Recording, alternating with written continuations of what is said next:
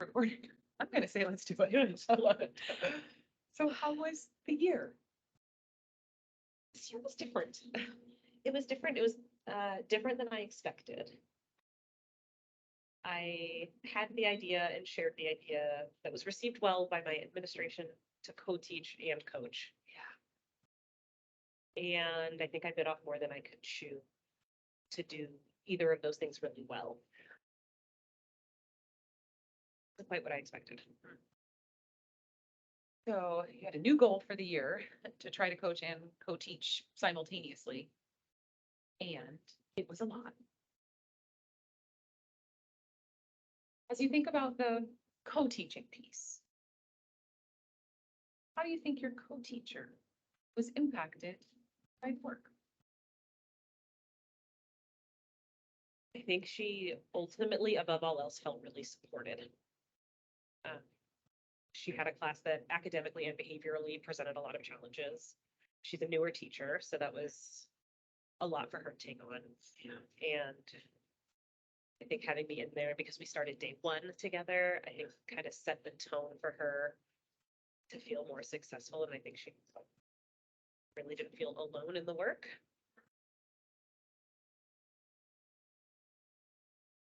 Her content knowledge shifted a lot this year too, which was my ultimate goal. And there were lots of times where I wasn't sure if this was working out. And I ultimately it became like the priority of my job. It kind of like took the priority over coaching in other spots because there were kids really directly involved and that felt like a priority for me. And there were moments where I'm like, okay, well, this is good for the kids. Like this is working for the kids. And I'm not sure how supportive this is being of her. And then she would go and ask a question that I was like, oh, you were really thinking that through. Or like, oh, you really thought about how you phrased that for students. And that's different than what you were doing in September or last year. I think some of those shifts were, I think ultimately she felt not alone. And I think she would describe herself now as a math teacher, and she was not doing that last year or at the beginning of this year. So as a result of your work together, her craftsmanship increased a great deal. And she felt that interdependence.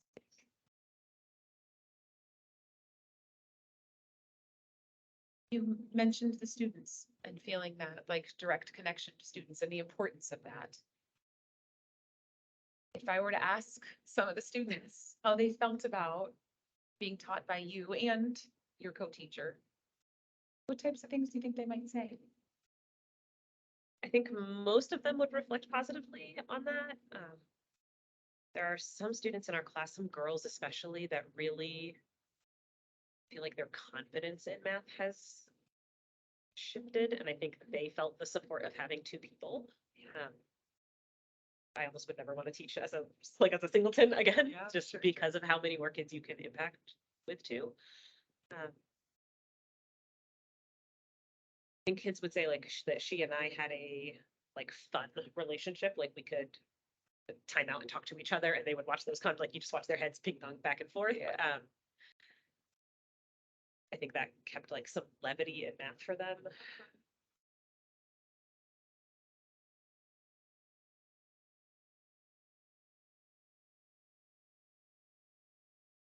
Yeah, I think there was a confidence for a lot of students now that wasn't there before. So not only did you build confidence in the teacher, but in students as well. And students felt some joy in the math classroom. Yeah. I think there was a couple kids like wrote me cards for Teacher Appreciation Week, which is like always the sweetest way. And all of them said something like, the games you bring are so fun, and thanks for giving us good choices. And I don't know if that wasn't a part of the rest of their day, or if that wasn't what their math experience was like in third grade, but it's obvious that that's appreciated. That's like a thing they are noticing is important to us and then feels important to them.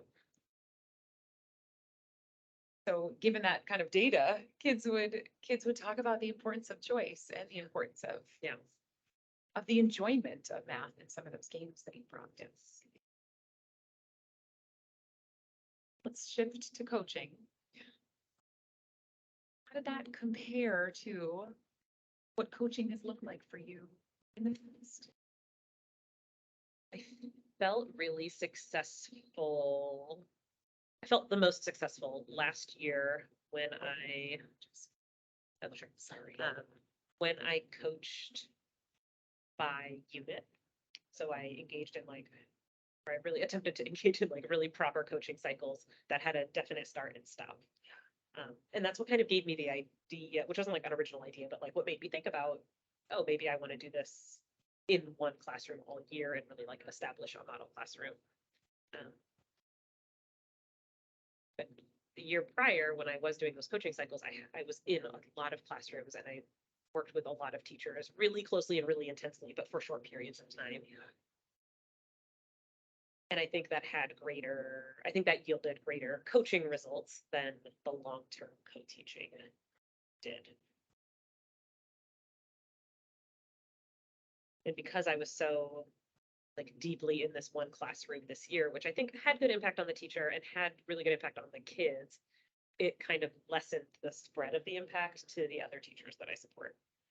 And so while I still supported them in CLTs and I was in classrooms with them, it wasn't the same, just wasn't like to the same level. It wasn't as deep. I don't feel like it was a total loss. Like I would still count like some coaching successes in the other grade levels, but to a lesser degree than in years past. So while your impact was maybe very acute in that one room, it perhaps wasn't as broad as it's been in the past. I was anticipating going into this year that there really was capacity to do both of those things. And I think I kind of overestimated the time it would take. It was a very humbling experience to be back in the classroom. And I think I honestly, like in that regard, I'm glad that I did it, period. And I think it's important for someone who steps out of the classroom to really get back in and just like remember, you forget quickly how hard and how time consuming it all is. And it kind of limited my ability to do actually my job, which is coaching everybody else too. So on the one hand, perhaps it didn't enable you to be in all the places that you've been in the past. Yeah. On the other hand, it heightened that flexibility to be reminded of how hard teaching is and kind of, walk in teacher's shoes again. Yeah. In that way, I felt like I was more empathetic. Yeah. I think I was more empathetic towards teachers. I don't think that was like a problem for me before, but like I think I just like felt like I was in it with them. Yeah. It's like a two-sided, whatever that expression is about, like a two-sided coin. Like it was, You were really walking alongside. Yeah. You were walking the walk by being in the classroom. I felt that most in fourth grade. Yeah. Because I was in one classroom the whole time. I wished I could be in the other classrooms. And there were times where I would step out to do something with another teacher, but I think they felt I was in it with them.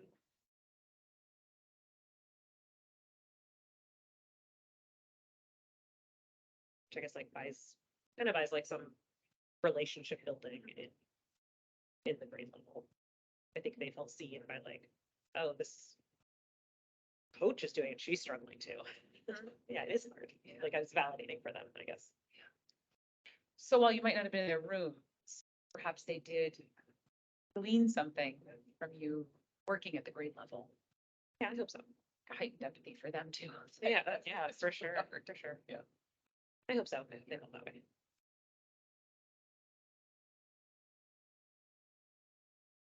I'm sure you learned a lot this year. What's one piece of new learning from the year that you've constructed?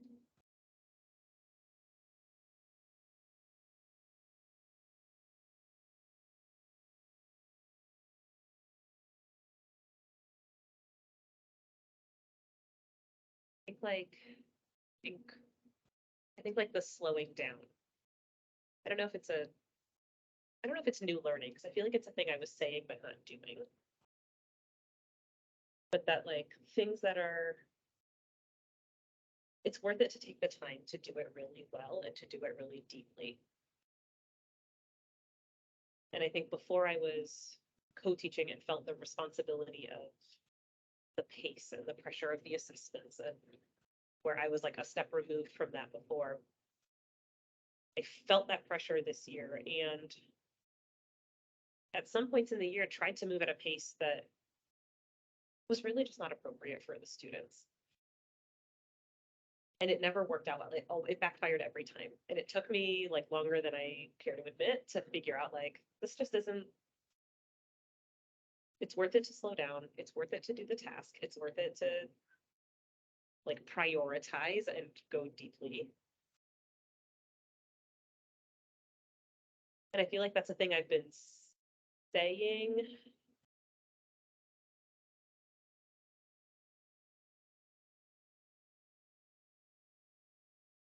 And it was hard for me to kind of like justify that to teachers because I hadn't had to do it in a while. And now having lived it is like that reminder of like having a hard time putting it into words. It was like the reminder of like patience is it's worth it to be patient. The yield is greater going slower. The yield is greater going deeper than getting through it. And I think teachers need to feel that. I needed to hear it from other people, even though I knew it and I had been saying it. I needed to hear it from other people to validate those decisions. And I feel like now moving forward, I can help validate those decisions for teachers who are in the same boat. If that makes sense. That came out as a jumble. Yeah, I mean, so something that you learned this year was the importance of taking your foot off the gas and teaching rather than covering. Yes. And when you say it back like that, doesn't feel like new learning. Because I was never, I don't know that I was ever doing that. I was never encouraging teachers to just like, let's just get through it and let's just cover it all. And I felt like I had to experience it again to almost remember the feeling of that pressure. Yeah.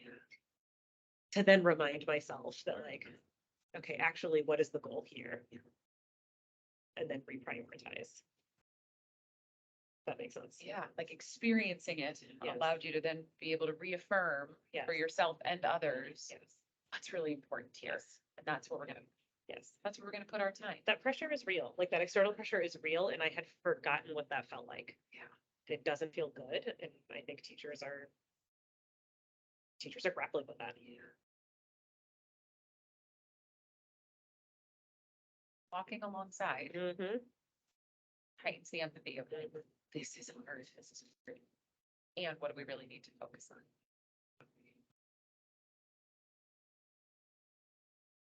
You've kind of talked about it a bit already.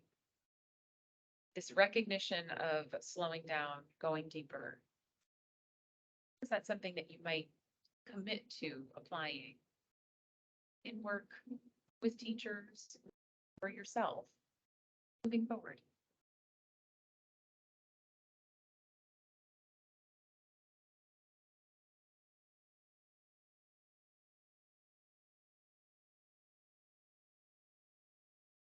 I think I want to allow space for myself, for teachers, to really think deeply about the goal first. We get wrapped up in these are all the things that need to happen and this is how I'm going to get there, but really thinking about like, really what is like, let's really drill down this goal. What is it that we want students to feel, be able to do, achieve? And then think about the richest experiences that get us there versus it being a checklist of things that need to happen. I think that like the deep drill of the goal. What do we want to walk away with this with? So something to commit to moving forward is beginning by defining that goal deeply. And then thinking about what are meaningful ways to arrive at that goal. And what are like the measures of success? along the way? Defining the goal and then wait, how will we know when we get Mhm, there? mhm. And then what meaningful things Mhm. might we want to do along the way? Yeah. So where are you now in your thinking compared to when we started? I almost want to start over and do it again. Like I've walked away with a lot in this year and just in this conversation. And thinking about like, okay, so this next unit we're coming up on, like we're just launching a unit. Actually, what if actually let me drill this down a little bit. It can be narrowed down, it can be focused. And it can be an experience that leaves kids with something like something they are gonna walk away with it. Yeah, it's it's a reminder to pause, and I can say that to teachers, but I need to do that for myself too. Reminded to slow the pace and focus on achieving the goal in a meaningful way. Yeah.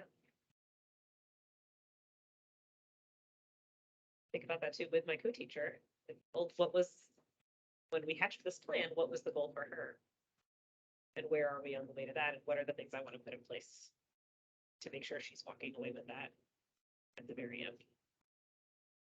So there's some importance in reflecting as well. Yeah. With her on Yeah.